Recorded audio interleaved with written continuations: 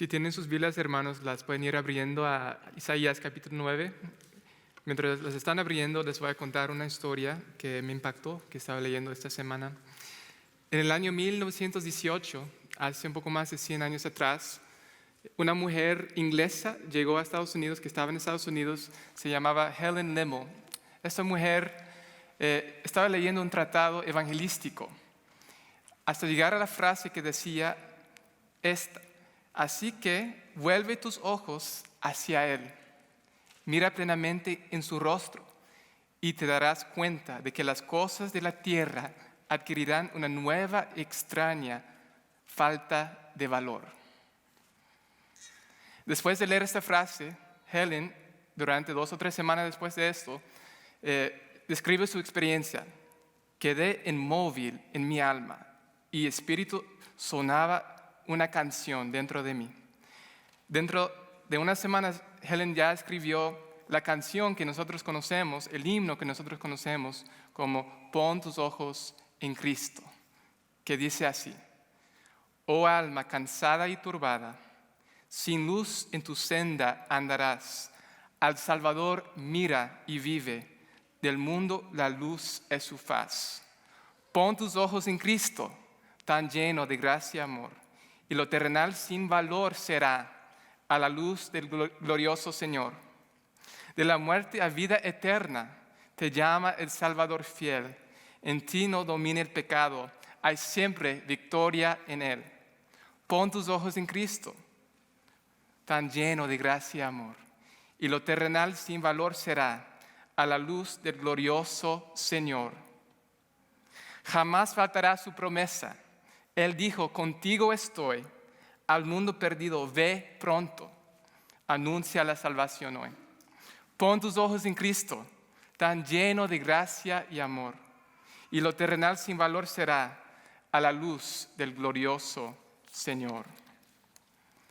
Después de escribir varios himnos y poemas, Helen, la que escribió este himno, se quedó ciega y eventualmente perdió a su esposo. No se sabe si su esposo la abandonó o simplemente se murió y se quedó viuda, pero ella estaba pasando un tiempo de oscuridad en los últimos días de su vida.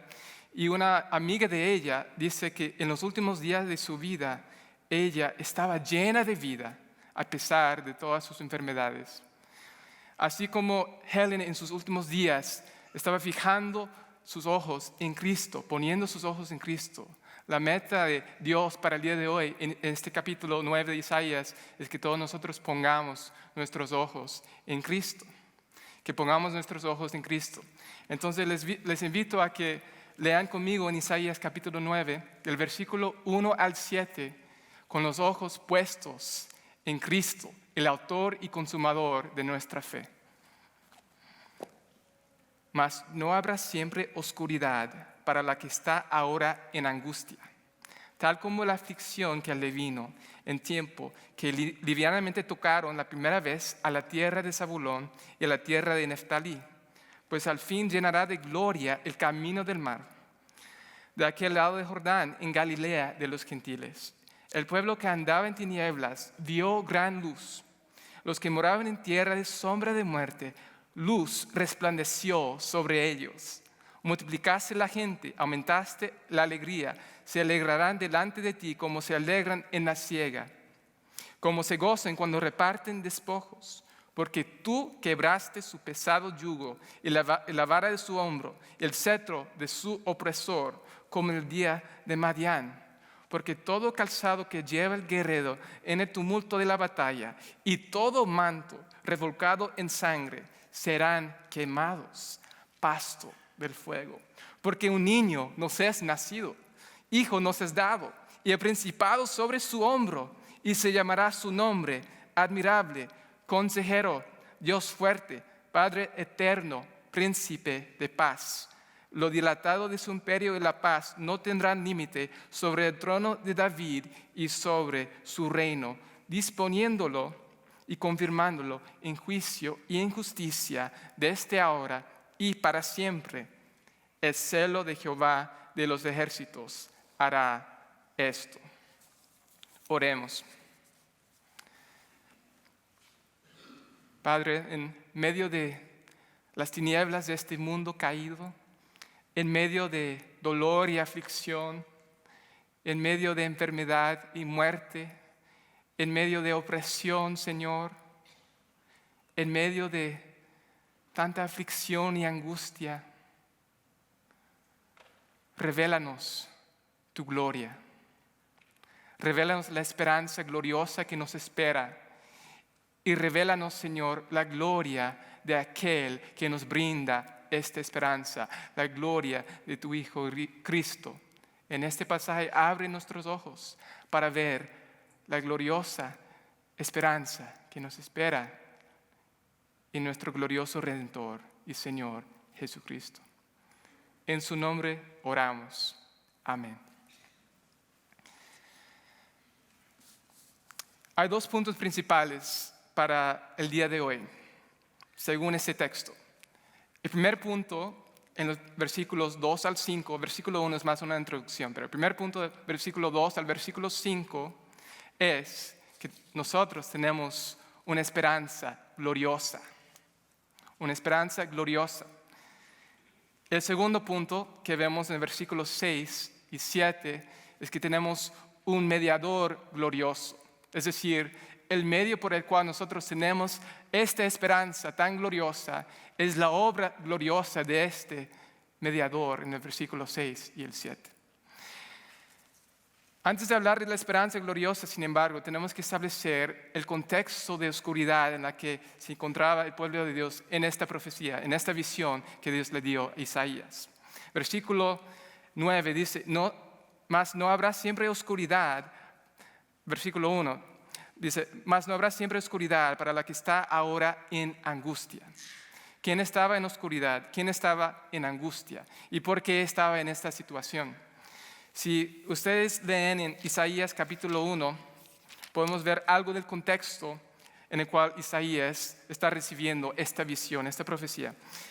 Isaías capítulo 1, luego capítulo 2, de versículos 6 al 8, describe más o menos la realidad que estaba viviendo el pueblo de Dios en este tiempo. Isaías es un profeta enviado principalmente al pueblo de Judá, pero está describiendo la realidad tanto en Judá como en Israel, en el reino del norte. Los reinos están divididos, el reino del sur y el reino del sur y el reino del norte. Isaías es enviado al reino del sur, pero está describiendo la realidad que está pasando tanto en el reino del sur como en el reino del norte. Pero aquí en versículo 6 nos habla de esta realidad del pueblo de Dios. ¿Qué estaba viviendo el pueblo de Dios en este tiempo? Versículo 6 dice, ciertamente tú has dejado tu pueblo, la casa de Jacob, porque están llenos de costumbres traídas del oriente, de agoreros, como los filisteos, y pactan con hijos de extranjeros. Su tierra está llena de plata y oro, sus tesoros no tienen fin, también está su tierra llena de caballos, y sus carros son innumerables. Además, su tierra está llena de ídolos, y se han arrodillado ante la obra de sus manos y ante lo que fabricaron sus dedos. Esa es la realidad en la que está viviendo el pueblo de Dios. Eso es la realidad en que el pueblo de Dios estaba prosperando materialmente, políticamente. El pueblo de Dios tenía mucho oro, tenía mucha plata, tenía mucha potencia política, aparentemente. Sin embargo, el pueblo de Dios estaba en oscuridad completa espiritualmente hablando, estaba en idolatría, si siguen leyendo los demás capítulos de Isaías hasta llegar al capítulo 9, van a ver que el pueblo de Dios estaba oprimiendo a los pobres, el pueblo de Dios estaba viviendo en borracheras, el pueblo de Dios estaba burlándose de Dios explícitamente. El pueblo de Dios estaba en una oscuridad inmensa espiritualmente hablando. Y por lo tanto, Dios envía el juicio de Asiria sobre su pueblo para purificar su adoración, para purificar sus corazones, para que ya no vayan detrás de los ídolos. Entonces, este es el contexto en el cual Dios nos da esta visión de esta esperanza tan gloriosa. Es en medio de esta oscuridad que está viviendo el pueblo de Dios en idolatría, a pesar de su prosperidad material, estaban en tinieblas completas, y las tinieblas materiales también iban a venir a través de Asiria. Asiria los iba a acechar, Asiria los iba a llevar cautivos. Y no solamente el reino del norte, sino también iban a llegar hasta el reino del sur, lo cual vemos en Isaías capítulo 37, cuando el rey Ezequías, el hijo de Acaz, que era rey en este tiempo. Entonces, ese es el contexto en el cual está viviendo el pueblo de Dios cuando Dios les da esta palabra de esperanza. Están en una oscuridad inmensa. Una oscuridad inmensa. Versículo 1 sigue entonces. No habrá oscuridad para la que está ahora en angustia, tal como la aflicción que le vino en tiempo que divinamente tocaron la primera vez la tierra de Zabulón y la tierra de Neftalí. Pues al fin llenará de gloria el camino del mar de aquel lado de Jordán, en Galilea de los gentiles.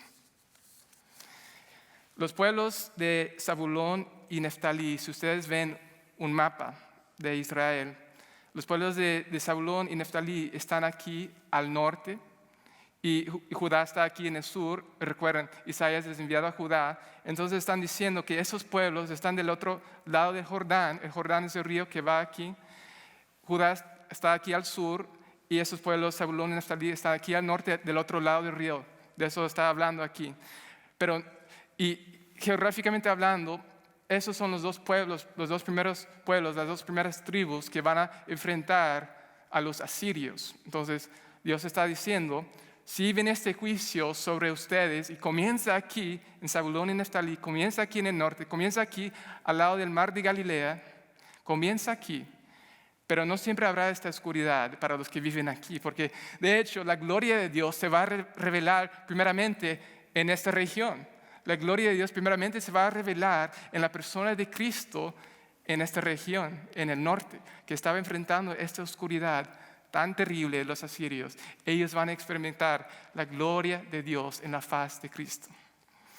Si ustedes no tienen que buscar en sus Biblias, pero luego si quieren buscar en Mateo 4, versículo 12 al 17, eso es lo que dice Jesús cuando volvió a Galilea. Dejando Nazaret, vino y habitó en Capernaum, ciudad marítima, en la región de Zabulón y Neftalí, para que se cumpliese lo dicho por el profeta Isaías, que está citando este pasaje explícitamente, para que se cumpliese lo dicho por el profeta Isaías cuando dijo: tierra de Zabulón y tierra de Neftalí, camino del mar al otro lado del Jordán, Galilea de los gentiles, el pueblo asentado en tinieblas vio gran luz. A los asentados en la región de sombra de muerte, luz les resplandeció. Desde entonces comenzó Jesús a predicar y a decir: arrepentíos, porque el reino de los cielos se ha acercado. El reino de Dios llegó a la región que primeramente iba a enfrentar el juicio de Dios mediante los asirios. El pueblo de Dios que estaba en esta región fue el primer pueblo que experimentó la gloria de Dios revelada en el ministerio público de Jesús, que comenzó aquí en esta región. Eso es increíble. Eso es una esperanza increíble. Lo cual nos lleva a los 4 elementos de esta esperanza. Los 4 elementos de esta esperanza que vemos del versículo 12 al versículo 5. En versículo 2 al versículo 5. Versículo 2, primero vemos la luz de esta esperanza. Dice aquí: el pueblo que andaba en tinieblas vio gran luz. Los que moraban en tierra de sombra de muerte, luz resplandeció sobre ellos. Lo cual vimos en el pasaje de Mateo. Y Jesús, cuando viene, es presentado como la luz del mundo. La luz del mundo. Entonces sabemos que a pesar de esta oscuridad en la cual el pueblo de Dios estaba viviendo, vendría la luz del mundo, vendría esta esperanza gloriosa y vendría como la luz del mundo. Luego en el versículo 3 vemos el segundo punto, el segundo aspecto de esta esperanza gloriosa. Versículo 3: multiplicaste la gente, aumentaste la alegría, se alegrarán delante de ti como se alegran en la siega, como se gozan cuando reparten despojos. El segundo elemento entonces que vemos aquí es gozo. Vemos que el pueblo de Dios iba a ver una esperanza llena de luz y una esperanza llena de gozo. Muchas veces se repite esa palabra gozo, alegría aquí en este versículo. Dice, multiplicarse la gente, aumentarse la alegría, se alegrarán delante de ti. ¿Cómo? Como se alegran en la siega, como se gozan cuando reparten despojos. ¿Qué está haciendo aquí esta parte de la visión? ¿Qué está comunicando? Bueno, la multiplicación para el pueblo de Dios era algo sumamente importante. Era lo más gozoso que ellos pudieran hacer, era tener muchos hijos, porque tenían esta promesa que Dios los iba a multiplicar, así como las estrellas del cielo, así como la arena del mar, Dios los iba a multiplicar y eso iba a ser de gran gozo, porque ellos iban a ser de bendición para todas las naciones. Eso era lo que Dios le había prometido a su padre, Abraham. Entonces, saber que se iban a multiplicar a pesar de lo que viene, este juicio que viene, que parece que va a acabar con el pueblo de Dios a través de Asiria, viene un día en el cual se van a multiplicar como las estrellas del cielo, como la arena del mar, y va a haber grande gozo. Va a haber grande gozo. Y usa metáforas que el día de hoy pudiéramos decir que así como el labrador se goza en el momento de recibir su bono navideño, su aguinaldo, como dicen en México, así como se goza este trabajador, así el pueblo de Dios se va a gozar, pero no solamente un mes, por la eternidad. El pueblo de Dios se va a gozar por la venida de este Cristo. Entonces, vemos que el pueblo de Dios va a experimentar esta plenitud de luz en medio de su oscuridad. Van a ver esta plenitud de luz y van a ver esta plenitud de gozo. Y tercero, vemos que el pueblo de Dios va a experimentar la plenitud de libertad. La plenitud de libertad. Versículo 4. Porque tú quebraste su pesado yugo y la vara de su hombro, el cetro de su opresor, como en el día de Madián. Como en el día de Madián. Estas palabras están hablando de la libertad que Dios iba a traer después de traer juicio sobre su nación, después de traer juicio sobre Israel y sobre Judá. Dios iba a darles la libertad. Así como en los tiempos de los jueces cuando constantemente se ve esta dinámica, cuando el pueblo de Dios se rebela en contra de Dios, pero luego clama a Dios y Dios manda un libertador, manda a un juez que es un libertador. Así como Dios lo hizo en el día de Madián mediante el libertador Gedeón, así Dios va a libertar a este pueblo, pero va a ser de una forma más plena que en el día de Gedeón.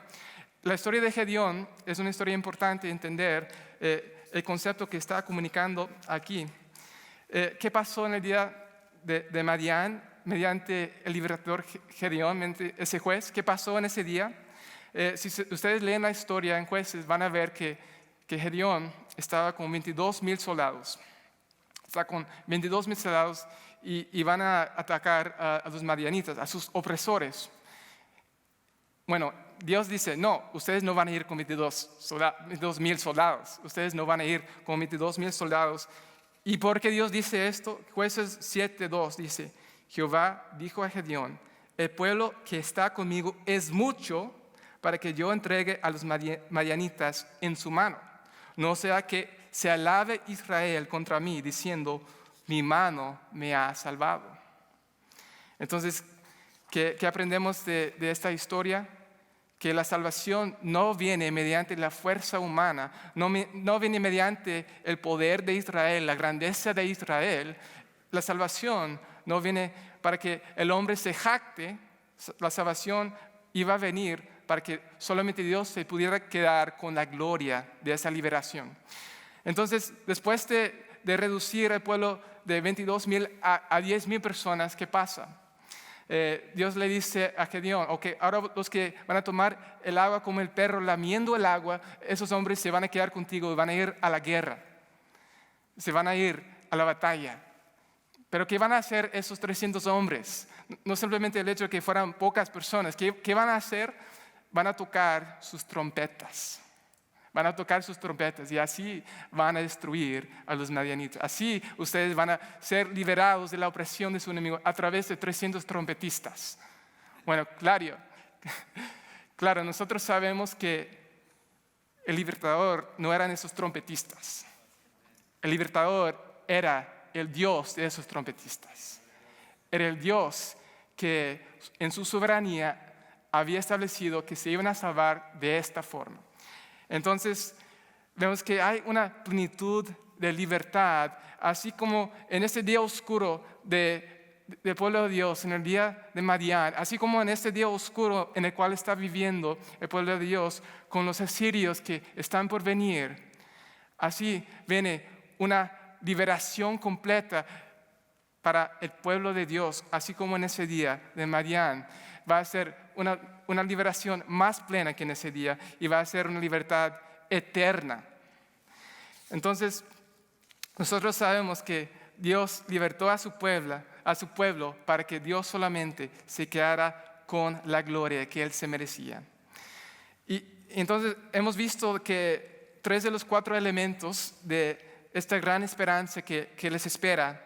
Primero, vemos la esperanza de la luz, de la gran luz. Vimos segundo, la esperanza en el versículo 3, del gran gozo. En el versículo 4 vimos la esperanza de la libertad completa. Y en el versículo 5 vemos la esperanza de la plenitud de paz perfecta.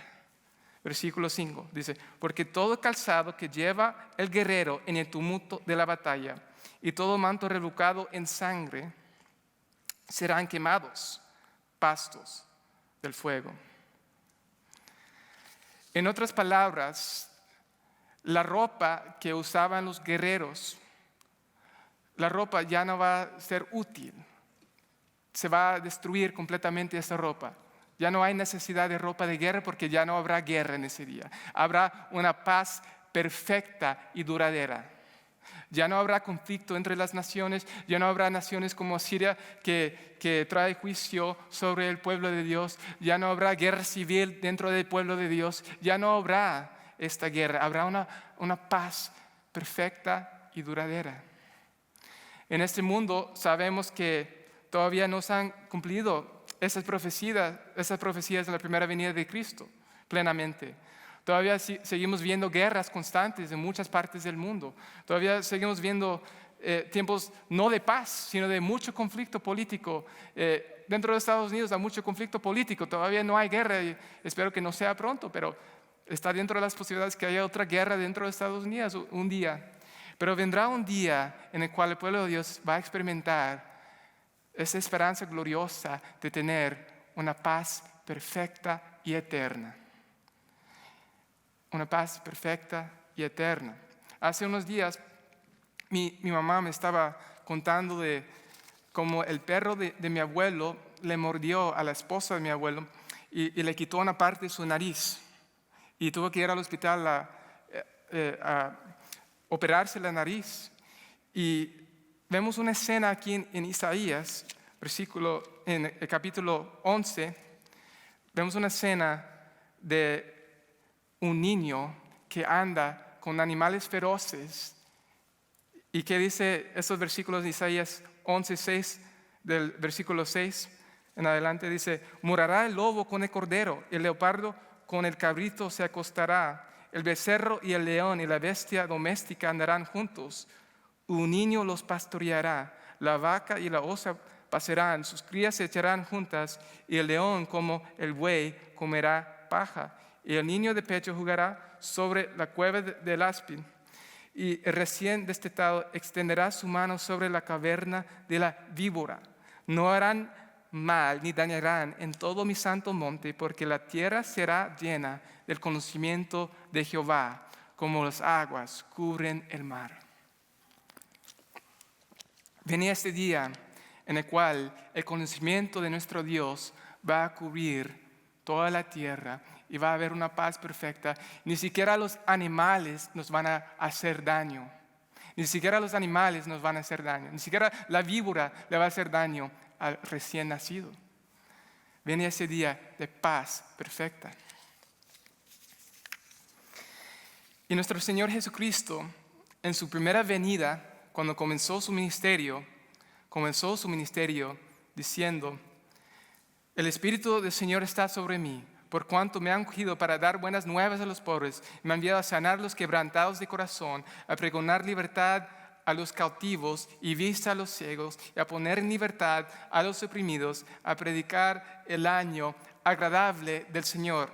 En otras palabras, a predicar el año de paz, de shalom, el año en el cual el pueblo de Dios es liberado de sus opresores. Ya no hay más guerra, el pueblo de Dios vive bajo el reino perfecto de Dios en esta paz eterna. Y más adelante vamos a ver algo de la identidad de Jesús que hace que esta paz sea posible. Entonces, hemos visto en la primera sección, en los versículos 2 al 5, hemos visto que hay una esperanza gloriosa. Y esta esperanza gloriosa es una esperanza llena de luz, una esperanza llena de gozo, una esperanza llena de libertad y una esperanza llena de paz perfecta, plena, duradera.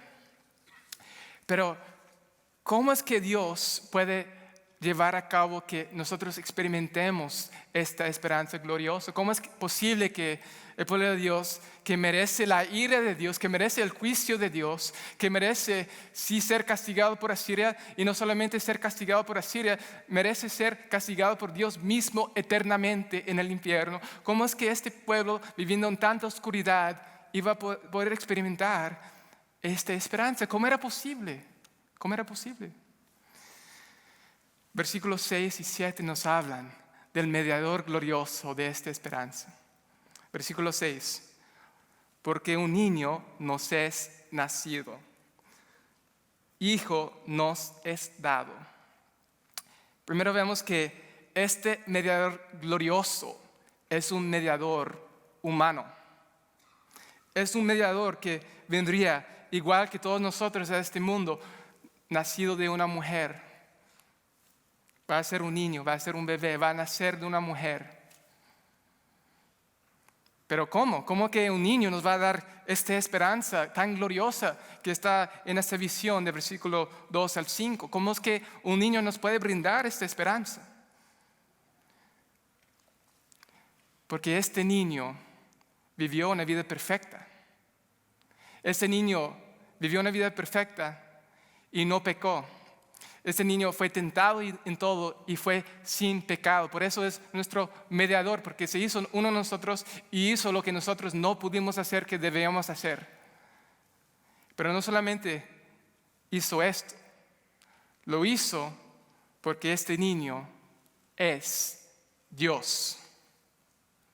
Este niño no es cualquier niño, este niño es un niño especial.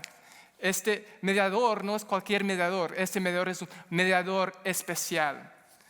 Este mediador es Dios mismo hecho carne, como leímos en Juan capítulo 1. Era el verbo que estaba con Dios, es el verbo que se encarnó, el verbo que era Dios y estaba con Dios en la eternidad pasada y se encarnó y habitó entre nosotros. Nació de una virgen. Y este niño, versículo 6, la segunda parte, dice: y el principado sobre su hombro. Este niño sería soberano sobre todas las naciones. Este niño sería el creador de todas las naciones. Este niño sería más poderoso que Asiria, porque él creó a toda persona de Asiria. Este niño sería más poderoso que Asiria porque él existió antes de que Asiria existiera. Este niño podría darles esta libertad perfecta de Asiria porque este niño era Dios.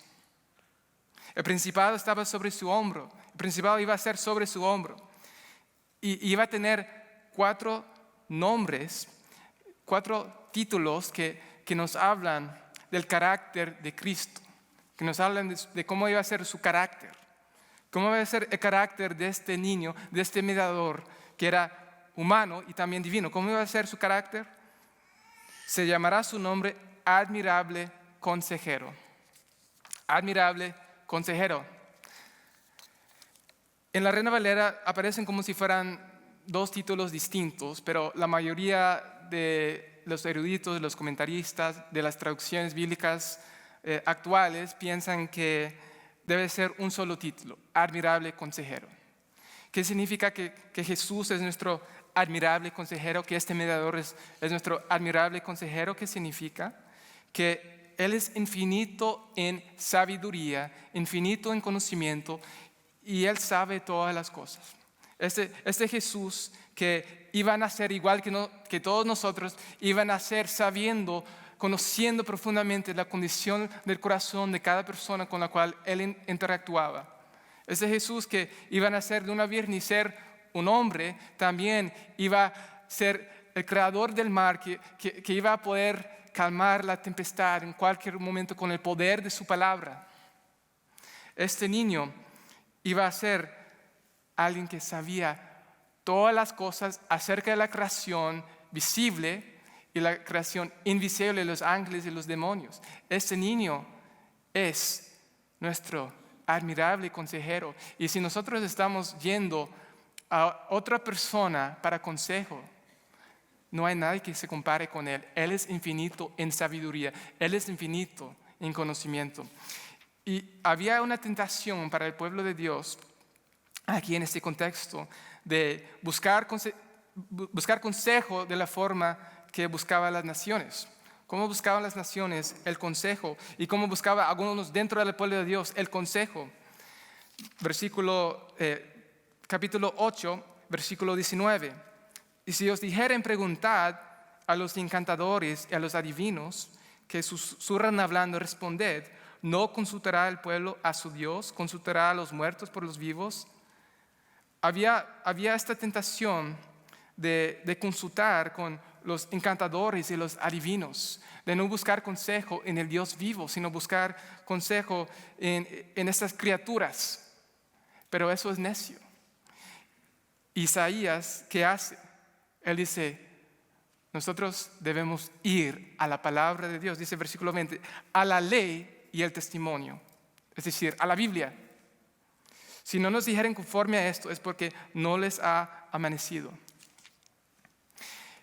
Y la consecuencia de confiar en esas personas, en esos adivinos, en esas personas que no son sabias, en esas personas que no son Dios, ¿cuál es la consecuencia? Versículo 21 del capítulo 8, pasarán por tierra fatigados, hambrientos, y acontecerá que teniendo hambre se enojarán y maldecirán a su rey y a su Dios, levantando el rostro en alto.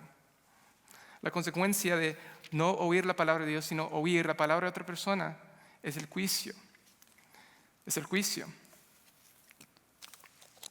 Pero veamos aquí que Isaías es nuestro modelo, dice, a la ley y el testimonio, a la palabra de Dios. Y Cristo es la palabra de Dios hecho carne.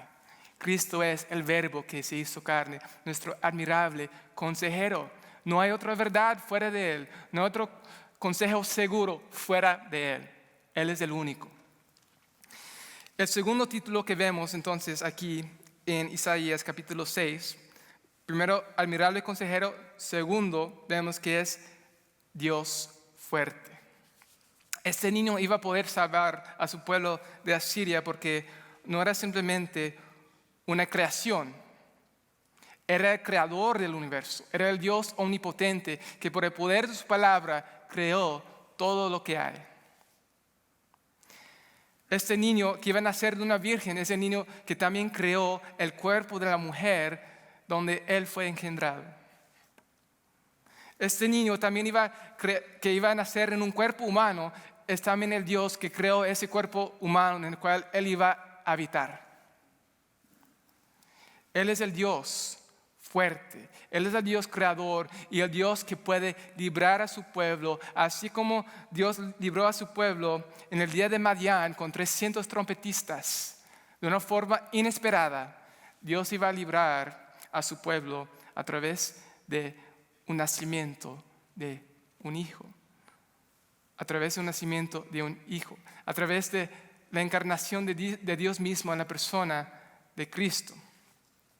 Así Dios iba a salvar a su pueblo.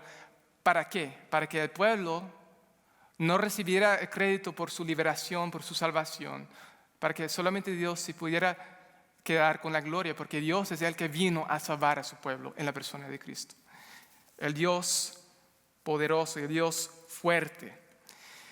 Y tercero, hemos visto que el primer título es Admirable Consejero. El segundo título es Dios fuerte. Y si ven en el versículo 6, el tercer título que dice que es Padre eterno. Padre eterno.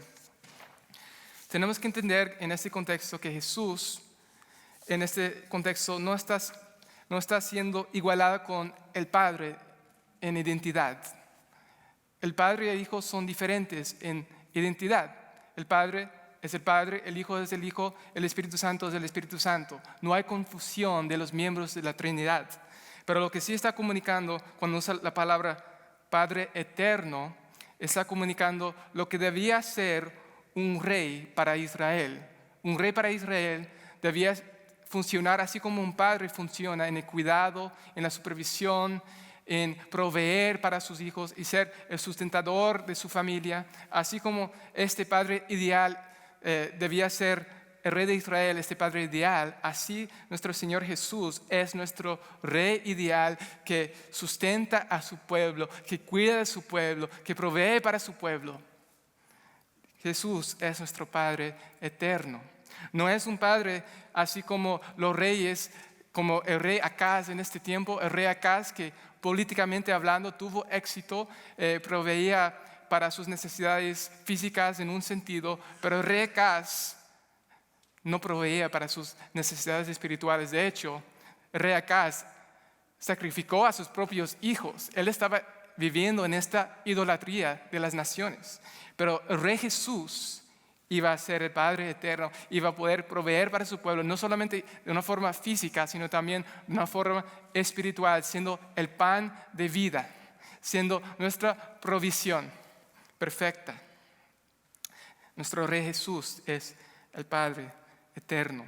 Este mediador también se le presenta como el Príncipe de Paz, el último título que se usa para hablar del carácter de Cristo, nuestro Príncipe de Paz. ¿Por qué?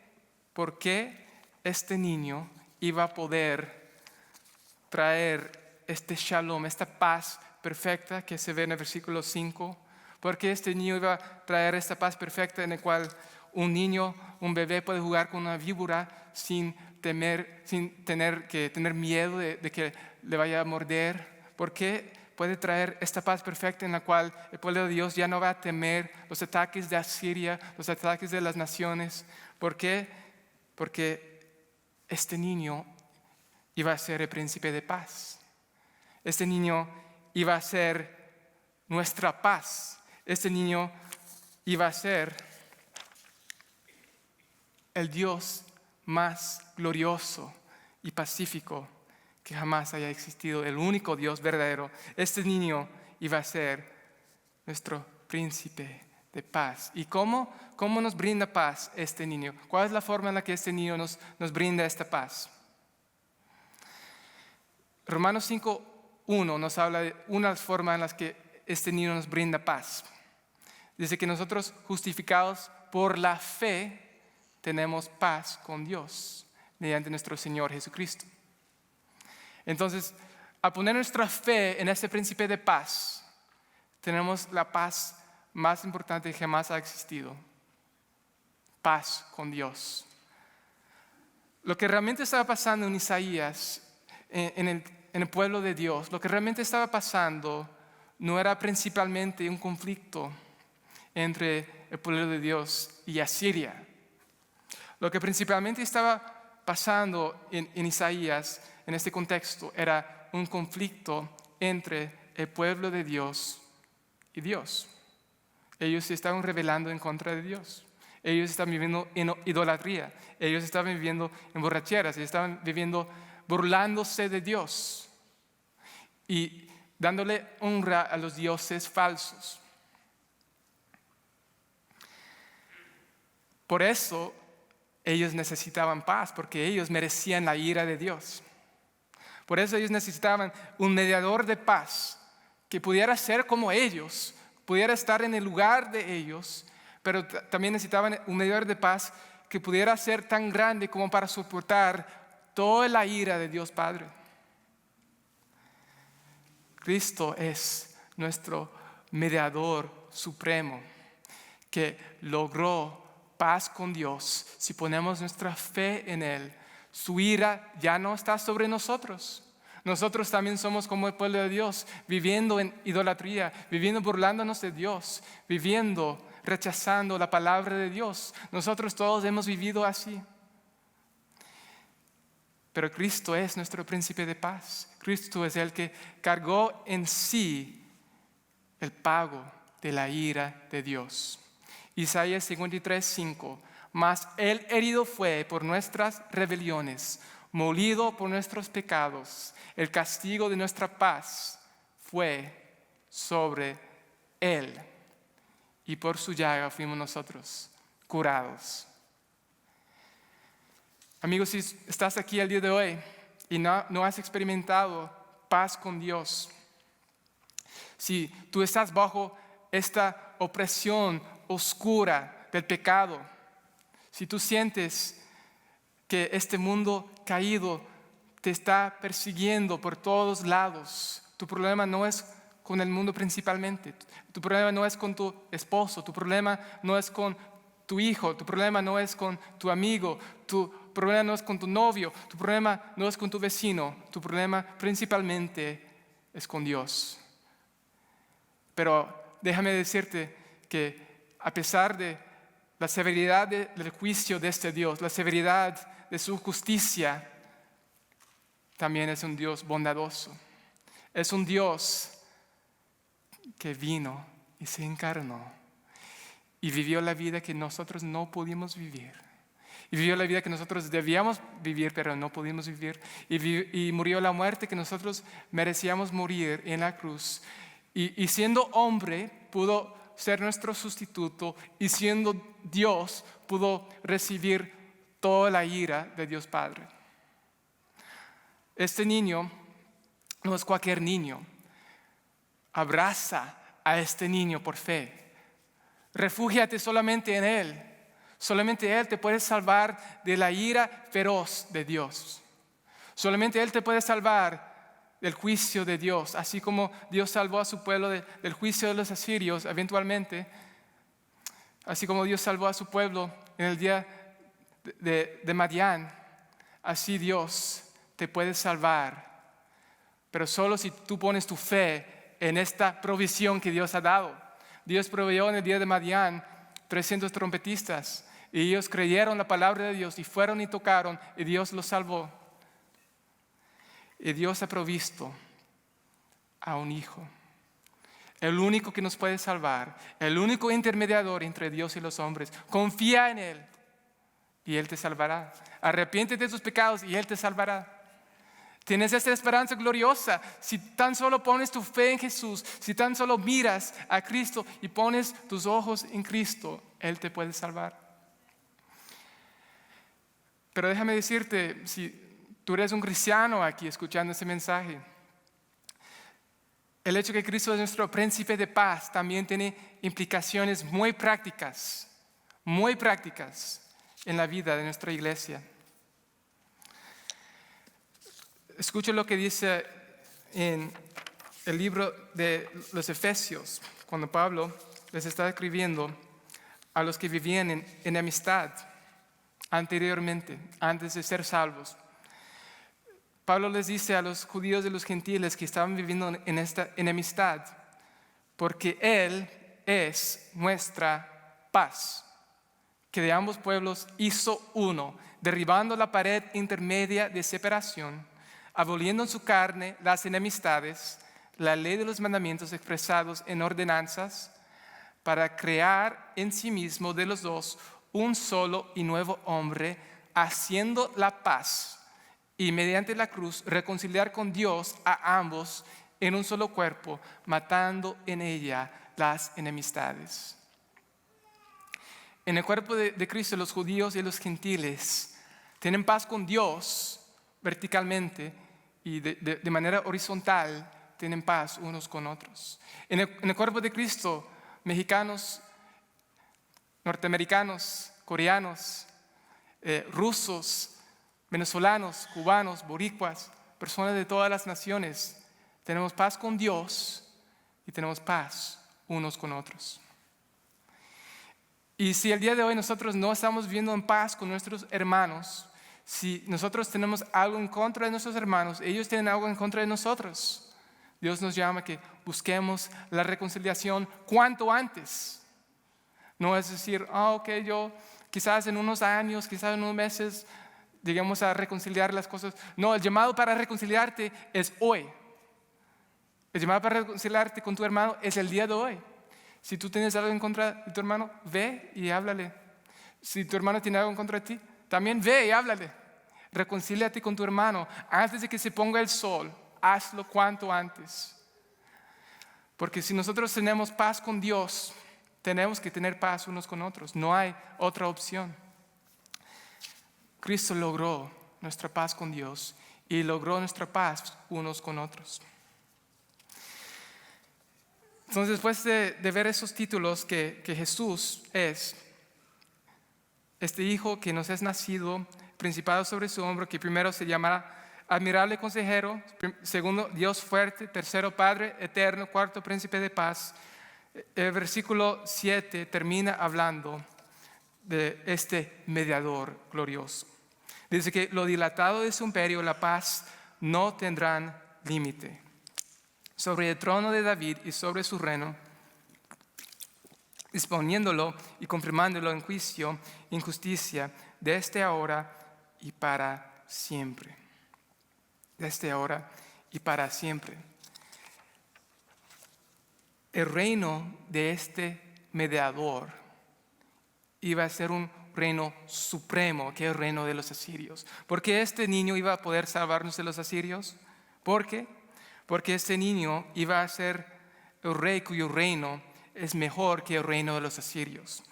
Este rey iba a establecer paz sin límite, sin fin, sobre el trono de David, sobre su reino, disponiéndolo, confirmándolo en juicio y en justicia, desde ahora y para siempre. Este reino no va a tener limitaciones geográficas, este reino va a ser un reino sobre todas las naciones, pero tampoco va a tener limitaciones temporales, va a ser un reino eterno desde ahora y para siempre.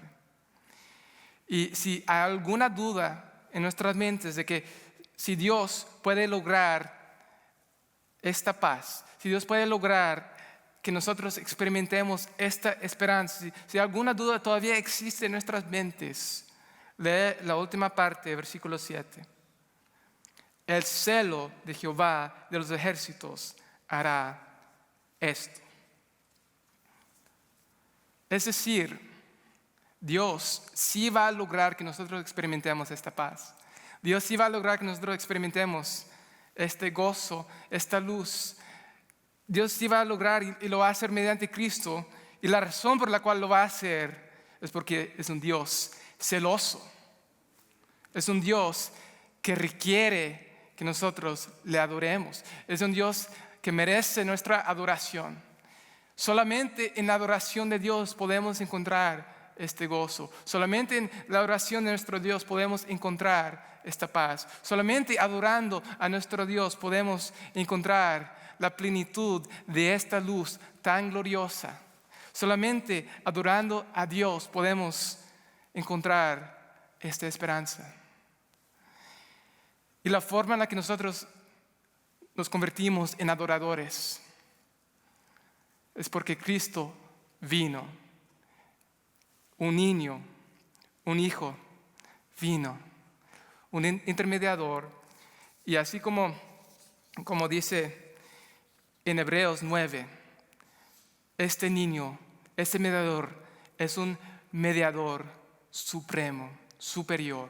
Dice, cuanto más la sangre de Cristo, el cual por el Espíritu Eterno se ofreció a sí mismo sin mancha a Dios, purificará vuestra conciencia de obras muertas para servir al Dios vivo.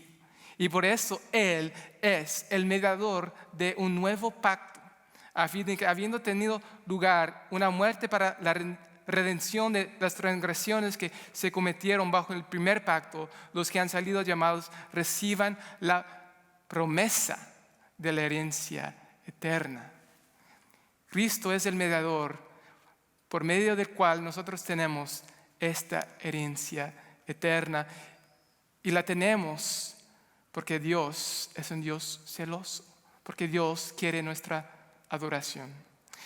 Y si tú estás aquí el día de hoy como el pueblo de Dios viviendo en prosperidad material y estás rechazando a Dios y estás en oscuridad espiritual, y si tú eres un hijo de Dios, Dios te va a disciplinar, Dios te va a purificar, Dios te va a hacer volver a Él y poner tus ojos en Cristo, porque solamente en Cristo hay paz, solamente en Cristo hay salvación, solamente en Cristo hay luz, solamente en Cristo hay gozo.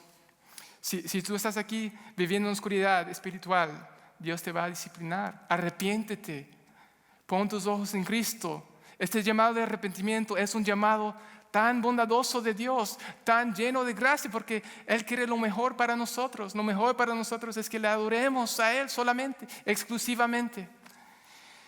Y si tú estás aquí viviendo en esta oscuridad, no como consecuencia de tu propio pecado, quizás por la consecuencia de simplemente vivir en un mundo caído con enfermedades, o quizás por la consecuencia del pecado de otra persona. Si tú estás aquí experimentando la caída de este mundo terrible, si estás aquí experimentando esta realidad, recuerda, hay esperanza. Este mundo un día se va a acabar.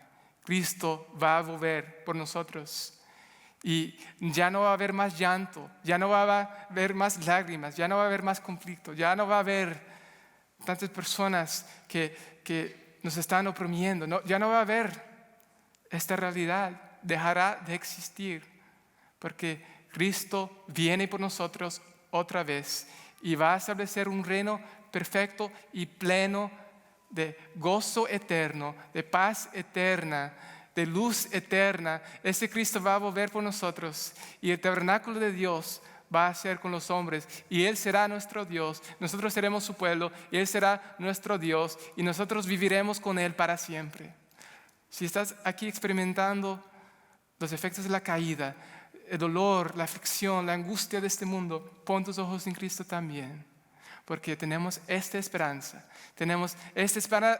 gloriosa y tenemos a Cristo, nuestro mediador glorioso.